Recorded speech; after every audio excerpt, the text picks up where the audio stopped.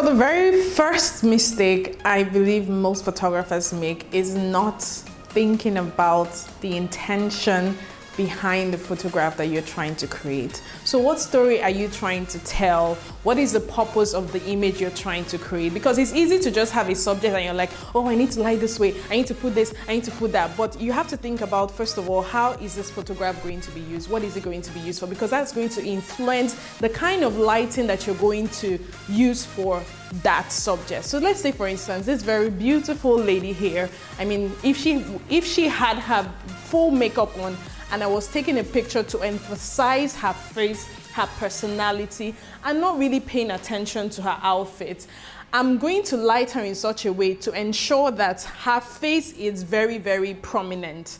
The features of her makeup is also very, very prominent. And I'm not going to pay so much attention to how I am going to light the entire body. Beyond that, she's also a very young, beautiful woman. So obviously, she doesn't have a lot of wrinkles. She doesn't have a lot of wrinkles on her face. It means that it's very easy to light her softly, or even when I use some certain kind of light, it's not going to give as much shadows as, you know, someone that is a bit older that has wrinkles and all of that. So that is going to affect, okay, for her, I'm going to think, okay, I'm going to use even if I'm using a soft lighting, I know that there's going to be an even spread all over her face.